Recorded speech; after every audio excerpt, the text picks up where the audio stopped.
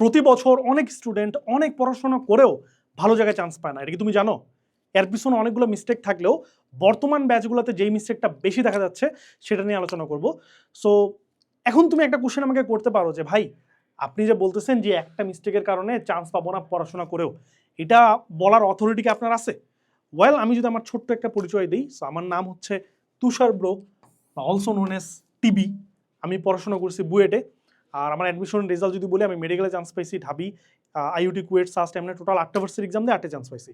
So মোটামুটি সব টাইপের ইউনিভার্সিটিতে চান্স পাওয়ার আমার একটা এক্সপিরিয়েন্স আছে। তার সাথে আমি গত 7 বছর ধরে স্টুডেন্ট পড়াচ্ছি। সো স্টুডেন্টদের মেন্টালিটি সম্পর্কে আমার মানে জানার একটা ভালো সুযোগ হয়েছে আর কি, ঠিক আছে? তো সব মিলায় হচ্ছে আমি মনে করি আমার একটু হইলেও কথাটা বলার একটু হইলেও আমার অথরিটি আছে। সো চলো দেখি যে কোন মিস্টেকটার কারণে অনেক স্টাডি করেও ফলাফল চান্স পায় না। সো এটা বোঝার জন্য জাস্ট একটা ছবি আনাফ। এই ছবিটা, এই লোকটাকে দেখো। এই যে আমাদের একটা মগা একটা লোক তারাই আছে, এর দেখো একটা হাত মানে মাসল খুব বেশি স্ট্রং, বাট অন্য হাত একদম পিনপিনিয়া ভাই, একদম বাতার মতো, রাইট? এ যদি এখন ফাইট দেয় কারোর সাথে, মনে করো এর সামনে জন সিনা আসলো, ধরো তুমি এইটুক দেখছো, এই যে এইটুক দেখছো, এইটুক জাস্ট এইটুক দেখছো, ঠিক আছে? জাস্ট এইটুকু দেখছো, এইটুকু দেখে এর সাথে জন সিনা ফাইট দিয়ে দিছো, তুমি কিন্তু বলবা যে ভাই জন সিনা জিতবে না, এ জিতবে, বলা যায় না, কারণ এরও স্ট্রং আছে, ভালোই শক্তি আছে, রাইট? বাট তুমি যদি এই সাইডটা দেখো, জন সিনা যদি তার 2 হাত দিয়ে মারে, এ যদি এই হাত দিয়ে ডিফেন্ড করতে যায়, এত হাতে ভাঙে যাবে ভাই, তাই না? তাই না? তার মানে আমি কি বুঝাতে যাচ্ছি? আমি বুঝাতে যাচ্ছি যে ওর এক সাইড অনেক বেশি স্ট্রং, অন্য সাইড অনেক বেশি উইক। সো পোলাপান যেটা করে, যে পড়াশোনা অনেক করে বাট চান্স পায় না কেন জানো? কারণ তারা তাদের যে পছন্দের সাবজেক্ট সেটাতে তারা খুবই পড়াশোনা করে, মানে সেটা তারা বস। তার তুমি ধরো পছন্দের সাবজেক্ট যদি আমার কথা বলি, আমি যখন ইন্টারে ছিলাম আমার পছন্দের সাবজেক্ট ইনিশিয়ালি ছিল ফিজিক্স। তো ফিজিক্সে আমি মানে পড়ে ঠেকাই দিছি ভাই, লিটারেলি ফিজিক্স পড়ে আমি ঠেকাই দিছি। ফিজিক্স আমি ইন্টার লাইফে কয়টা রাইটার বই শেষ করছি তুমি জানো? ফার্স্ট পেপারে আমি 6টা রাইটার পড়ছি, সেকেন্ড পেপারে আমি 5টা রাইটার পড়ছি, মানে টোটাল 11টা রাইটার ইন্টার লাইফে। আমার ভাল লাগে, দ্যাটস আমি পড়ছি। অ্যান্ড শুনে আমি ভাবতে পারো যে 11টা বই ভাই এত বেশি, বাট এত টাইম কিন্তু লাগে না, বুঝছো? তুমি একটা বই যদি ভালো মতো শেষ করো, বাকিগুলো করতে অত টাইম লাগে না। তো যাই হোক, আমার ভালো লাগে, দ্যাটস আমি করছি। ফিজিক্সের ক্ষেত্রে আমি বিদেশি রাইটারের বইও করছি। ডু নো দ্যাট আমি ফিজিক্সে মানে প্রচুর ইফোর্ট দিতাম, কিন্তু আমার উইকেস্ট পয়েন্ট ছিল বায়োলজি। বায়োলজি পড়তে আমার ভালো লাগতো না। সো দেখা যেত যেহেতু আমি চেষ্টা করতাম কিছুটা অনলাইন পড়তে, কিছুটা অফলাইন। সো যেটা হইতো যে অনলাইনে তো আমাকে মানে কন্ট্রোল করা কেউ নাই, অনলাইনে আমি যেটা পড়তে চাইবো সেটাই। আমার যদি মনে হয় আমি এখন ফিজিক্স পড়বো তাহলে ফিজিক্স, আমার যদি মনে হয় আমি এখন কেমিস্ট্রি পড়বো তাহলে কেমিস্ট্রি। এখন তো কন্ট্রোল করা কেউ নাই, তাই না? তো যেটা হইতো যে আমি যেটা করতাম, পড়তে বসলেই ফিজিক্স, পড়তে বসলেই ফিজিক্স, পড়তে ভালো লাগছে না, আর পড়তে হবে, ঠিক আছে তাহলে ফিজিক্স। বায়োলজি আমি মানে পুরো ইগনোর করতাম, যার ফলে দেখলাম যে কয়েক মাস পর আমার ফিজিক্সে অবস্থা খুবই ভালো, বাট বায়োলজিতে আমার অবস্থা খুবই বাজে, ঠিক আছে? শুধু বায়োলজি না, কেমিস্ট্রিটা আমি প্রথম দিকে ইগনোর করতাম, ভাবতাম খুবই সহজ, বাট পরে দেখছি যে না ভাই এখানে প্যারা আছে। অ্যান্ড তখন যাই দেখি যে কেমিস্ট্রিতে আমার উইকনেস অনেক বেশি। তো ফাইনালি যেটা আমার কয়েক মাস পর যেটা হইলো, যে ফিজিক্স অ্যান্ড ম্যাথ এই দুটো আমি অনেক ভালো পারি, এইরকম স্ট্রং, বায়োলজি কেমিস্ট্রি আমার এইরকম উইক। তো যেটা হয় বিশেষ করে অ্যাডমিশন কেসে, অ্যাডমিশনে তোমার কি হয় যে তোমাকে যখন একটা কোশ্চিন দিবে, অ্যাডমিশন কোশ্চিন, তুমি এখানে পরীক্ষা দিবা, যে ভালো যদি আনসার করতে পারো, মানে যে কাটমার্ক তার উপরে যদি মার্ক পাও, তোমার চান্স হয়ে যাবে, এই তো, তাই না? বুয়েটের যদি কথা বলি, বুয়েটে তোমার যেই পরীক্ষাটা হয়, এখানে কি আসে? Physics, chemistry, math. কোনটা কত মার্ক? কোনটা কত মার্ক রে? কোনটা কত মার্ক রে? ফিজিক্সে 200, কেমিস্ট্রিতে 200, ম্যাথে 200। এখন আমি জানি তোমাদের অনেকেরই ফেভারিট সাবজেক্ট হচ্ছে ফিজিক্স, কারণ রিয়েল লাইফের সাথে মিলানো যায়, তাই না? তো দেখা গেলো তুমি ফিজিক্সে খুবই ভালো ভাইয়া, খুবই ভালো, মানে ফিজিক্সের বস। তো তুমি ফিজিক্সে বুয়েটে যে 200 মার্কের কোশ্চেন আসে, এর মধ্যে তুমি পাইছো 180, ফাটায়া দিছো ভাই, ঠিক আছে? বাট কেমিস্ট্রি, ম্যাথে তুমি উইক, ঠিক আছে? কেমিস্ট্রি অ্যান্ড ম্যাথে তুমি হচ্ছে উইক। এই দুটাতে 400 মার্কের মধ্যে তুমি পাইছো মনে করো 100, তোমার কি চান্স হবে রে? বলা হয় যে বুয়েটে চান্স পাইতে হলে মিনিমাম 350 প্লাস ক্রস করা লাগে। সো তোমার তাই পসিবল? সো এটা শুধুমাত্র বুয়েটের ক্ষেত্রে এমনটা না, তুমি অন্য ইউনিভার্সিটিতে যাও, ওইখানেও তুমি দেখবা যে ফিজিক্স, কেমিস্ট্রি, ম্যাথের ডিস্ট্রিবিউশনটা অলমোস্ট সেম। মেডিকেলে যাচ্ছে একটু 19-20 হয়, তাও খুব বেশি মার্কের ডিফারেন্স না, 5 মার্কের ডিফারেন্স। বাকি প্রায় সব জায়গায় তোমার এগুলা সেম ওয়েট ক্যারি করে। সো তোমাদের অনেকে ঝামেলা এটাই যে তোমাদের যেটা পছন্দের সাবজেক্ট, এটা তোমরা ঠিক মতো পড়ো, অনেক পড়ো। তোমার আম্মা বকা দিছে, পড়তে বলতেছে, তুমি কিন্তু চায় তোমার ফেভারিট সাবজেক্টটাই খুলতেছো।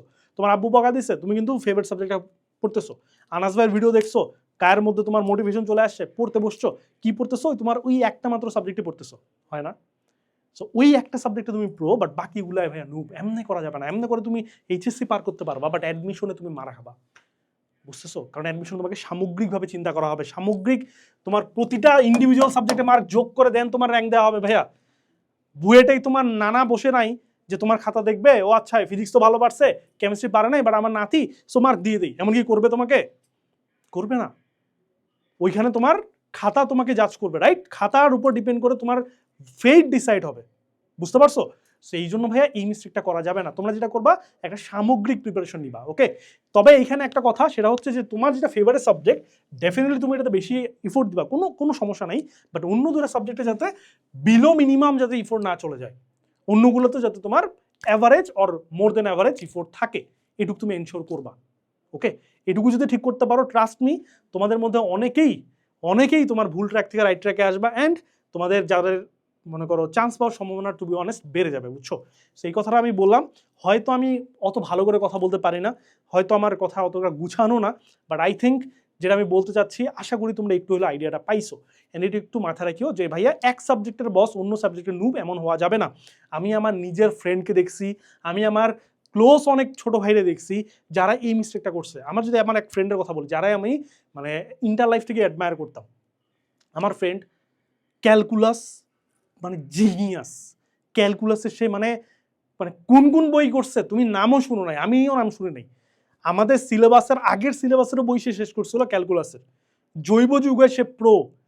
কয়েকটা টপিক ছিল সার্টেন, ক্যালকুলাস, জৈব যুগ, এরকম কয়েকটা টপিকে মানে তাকে মানে ধরা পসিবল না।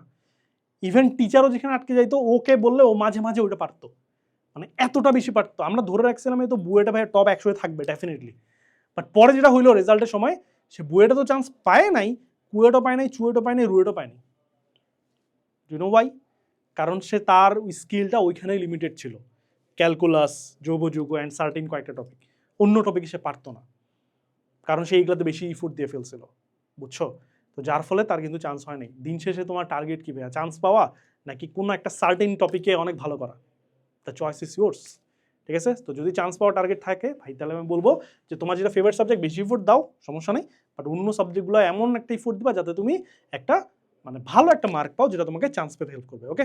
এই হচ্ছে আমার মোটামুটি কথাবার্তা, আশা করি আইডিয়া পাইছো। সো এই হচ্ছে কথাবার্তা। অ্যান্ড তুমি যদি আমার আরও গাইডলাইন পেতে চাও, অ্যান্ড যদি তুমি হচ্ছে বুয়েট ক্যাম্পাস বা বিভিন্ন ক্যাম্পাসের ইন্টারনাল লাইফ দেখতে চাও, ইন দ্যাট কেস আমার ফেসবুক পেজ তুষার বড় টিভি, এটাতে তুমি দেখতে পারো। ওইখানে হচ্ছে আমি অনেক ভিডিও দিই অ্যান্ড গাইডলাইন দিই, তুমি দেখতে পারো, ওকে? আর এছাড়াও তোমার টার্গেট যদি ইঞ্জিনিয়ারিং হয়ে থাকে, তাহলে হচ্ছে আমাদের হালকেনস্টাইনের একটা কোর্স আছে, যেটা তুমি দেখতে পারো। সেটা আমি যদি তোমাকে দেখাই, এইটা তুমি যদি আমাদের এজ কোর্সে গিয়ে, আমাদের ওয়েবসাইটে গিয়ে হচ্ছে ইঞ্জিনিয়ারিং যেই সেগমেন্ট, সেখানে যদি যাও, এই কোর্সটা তোমরা দেখতে পারবা। তো এখানে কি কি পাবা না পাবা সব তোমাদের বলে দেওয়া আছে। সো তুমি এগুলো দেখো, যদি তোমার এগুলোর মধ্যে কোনো একটা দরকার হয়, এখানে ডেফিনেটলি কাজের জিনিস আছে, বাট তোমার জন্য কাজের কিনা এটা তোমাকে দেখতে হবে, ওকে? যদি তোমার মনে হয় হ্যাঁ এই জিনিসগুলো আমার দরকার আছে, ইন দ্যাট কেস তুমি হচ্ছে আমাদের ডেমো ক্লাস আছে নিচে, আমাদের তুমি ডেমো ক্লাস পাবা। তো ডেমো ক্লাসগুলো তুমি দেখবা, দেখে যদি মনে হয় হ্যাঁ ভাই আমি ক্লাস দেখতেছি, বুঝতেছি, ইন দ্যাট কেস আমাদের ক্লাসে, আমাদের কোর্সে জয়েন করতে পারো। তোমার অ্যাডমিশনে ডেফিনেটলি হেল্প হবে ইনশাআল্লাহ, ঠিক আছে? তবে জয়েন করার আগে ডেফিনেটলি তুমি কুপন ইউজ করবা, কুপন ইউজ করলে কিন্তু ডিসকাউন্ট পাবা আর কি, হ্যাঁ? তো এই আর কি মোটামুটি। এখন তুমি কোর্স কিনো না কিনো, it's your personal choice, but যেই জিনিসটা বললাম ভাই এক সাবজেক্টে বস, বাকিগুলো নুব, এমন করা যাবে না, ওকে?